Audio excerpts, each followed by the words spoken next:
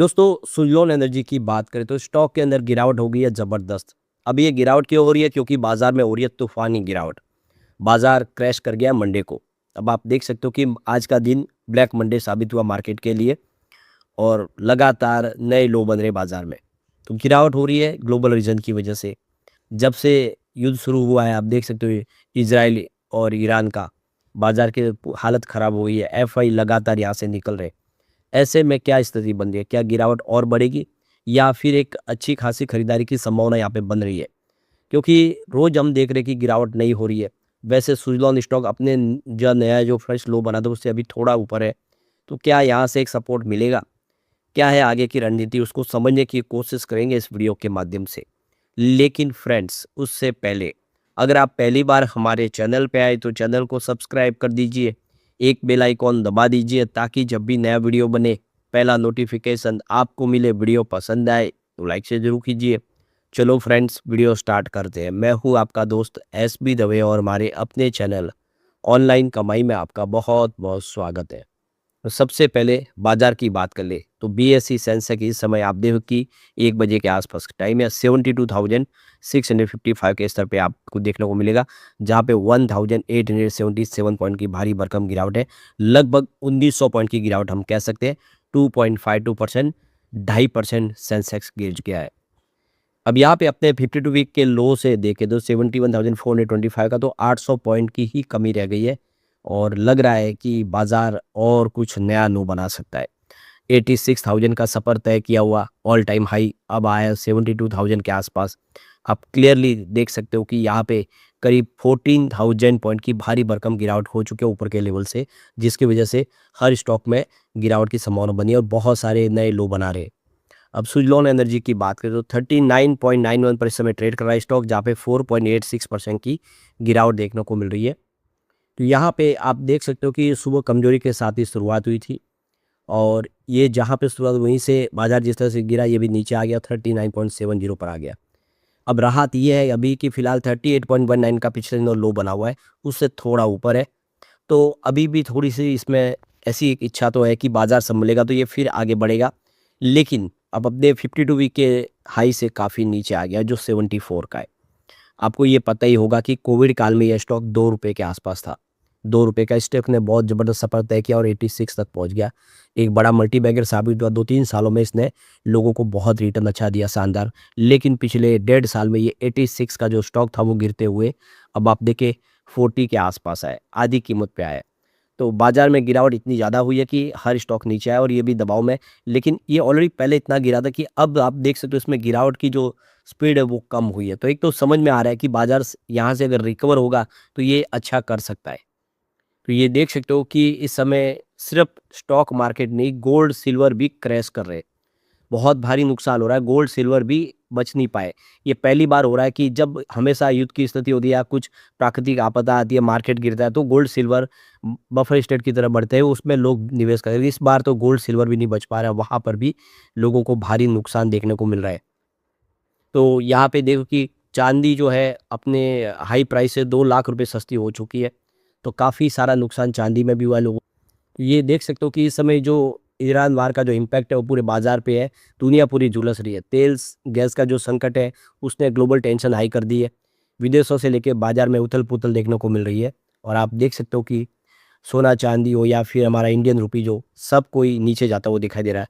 चांदी एक तरह से क्रैश कर गई है और आप देखें इसमें ताज़ी 15,000 रुपये की गिरावट देखने को मिली है और 2 लाख रुपए से नीचे आ गई है, सस्ती हो गई है उसमें।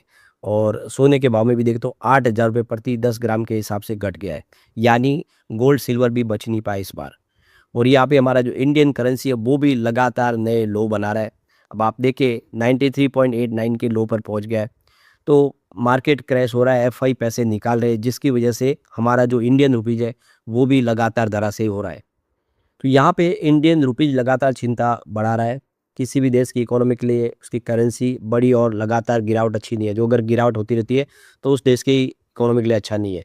फिलहाल बीते कुछ दिनों भारतीय रुपया के साथ यही हो रहा है, लगातार नीचे जा रहा है और आप देखिए डॉलर के मुकाबले रुपया लगातार कमज़ोर हो रहा है। सोमवार को करेंसी मार्केट की शुरुआत में एक नए लेवल पर पहुंच गया है। तो कच्चे तेल की जो बढ़ती हुई कीमतें लगातार एफआई की तरफ से बिकवाली डॉलर आप देखिए मजबूत। ये सारे रीज़न है जो एफआई की खरीदारी कम हो रही है, बिकवाली ज़्यादा हो रही है और यहाँ से डॉलर जो है निकल रहा है और रुपया कमज़ोर होते जा रहा है। तो ये देख सकते हो कि शुक्रवार को 93.67 जो क्लोज हुआ था उसके मुकाबले 93.738 पर ओपनिंग हुआ और कुछ देर में ही आप देखें तो 93.928 पर आ गया, यानी रुपया बिल्कुल 94 के करीब है और यहाँ पे जो मार्केट एक्सपर्ट है उसके 95 तक टूटने की आशंका जाहिर कर चुके। तो ये बाजार के लिए अच्छी बात नहीं है, इससे बाजार दबाव में आ गया और मंडे को देखें बाजार में भी हाहाकार मच गया है। एशियाई बाजारों में जो क्रैश हुआ उसका असर इंडिया के बाजार में देखने को मिला। सोमवार को देख सकते हो कि 30 शेयरों वाले जो इंडेक्स के अंदर 1800 पॉइंट की भारी गिरावट हुई है सेंसेक्स में और देख सकते हो कि लगातार निचले लेवल पे जाता वो दिखाई दे रहा है। सेंसेक्स में भी 600 पॉइंट की गिरावट निफ्टी में और 22,504 का लेवल भी टूट गया।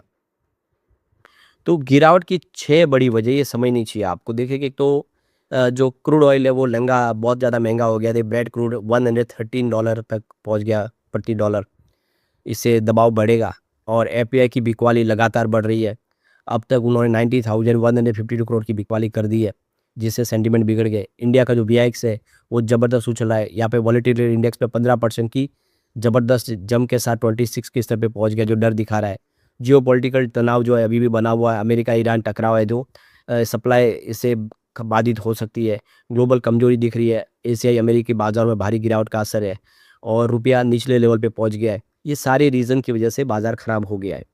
अब सुजलॉन के लिए जो सबसे बड़ी बात है कि सुजलॉन की इन्वेस्टर मीटिंग होने जा रही है, जिसमें कुछ बड़े फैसले लिए जा सकते हैं। ये काफ़ी बड़ा इवेंट होगा। आईसीआईसीआई सिक्योरिटीज ने इसको ऑर्गेनाइज किया है। तो यह 24 मार्च से शुरू हो रहा है, 26 मार्च तक 3 दिन के लिए बड़ा एक फिजिकल कॉन्फ्रेंस होगा इवेंट और इसके अंदर देख सकते हो कंपनी कुछ बड़े फैसले लेगी। कंपनी अब यहाँ पे 2.0 के तहत आगे बढ़ रही है। आपको पता होगा सुजलॉन का 2.0 शुरू हो चुका है, यानी अब कंपनी आने वाले समय में सोलर सेक्टर में और एनर्जी सेक्टर में भी एंट्री करने जा रही है, जिसके लिए निवेश की आवश्यकता होगी। तो यहाँ पे इसके लिए कुछ बड़े फैसले हो सकते हैं। यहाँ पे कंपनी एआई बेस अपनी नई 3 फैक्ट्री अभी शुरू करने जा रहे हैं। एक तमिलनाडु में, एक गुजरात में और एक जगह लोकेशन अभी इन्होंने फाइनल नहीं की है। तो कंपनी की जो शुरुआत काफ़ी अच्छी होने जा रही है। इस समय बाजार के सेंटीमेंट बिगड़े हुए, जिसकी वजह से अच्छे स्टॉक नीचे सुजलॉन जैसे कंपनी फंडामेंटली मजबूत है। अब Q4 भी आने वाला है। उम्मीद है Q4 कंपनी का बेहतर होगा, तो इसको एक फ्रेश ट्रिगर मिल सकता है और यहाँ से पॉजिटिव माहौल बन सकता है। यहाँ पे लीडरशिप में भी बदलाव हुआ, देख सकते हो कि अब नए जो कंपनी के लिए एमडी अजय कपूर जो थे अंबुजा सीमेंट में पहले, उनको अब यहाँ पे सीएफओ के तौर पे अपॉइंट कर दिया है सुजलॉन में जेपी चलसानी की जगह। और जेपी चलसानी को और आगे बड़ी पोजीशन दे दी गई है, उनको कमेटी के अंदर ले लिया गया है और काफ़ी सारे बड़े ऑर्डर प्राप्त हो रहे हैं। आर्सेलर मित्तल जैसे जो स्टील किंग है इंग्लैंड के, उनकी तरफ से बड़ा एक इनको ऑर्डर प्राप्त हुआ है। तो कंपनी की ग्रोथ अच्छी है और स्थिति जैसे सुधरेगी सुजलॉन फिर बेहतर करेगा। थोड़ा धैर्य के साथ बने रहने की आवश्यकता है।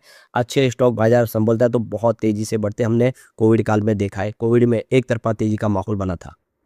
लेकिन फ्रेंड्स, कोई भी इन्वेस्टमेंट करने से पहले अपने फाइनेंशियल एडवाइजर से एडवाइस ले ले या अपना खुद का रिसर्च करें, क्योंकि मैंने वीडियो आपके एजुकेशनल पर्पज़ के लिए ही बनाया। वीडियो पसंद आए तो लाइक से जरूर कीजिए और चैनल को सब्सक्राइब कर दीजिए।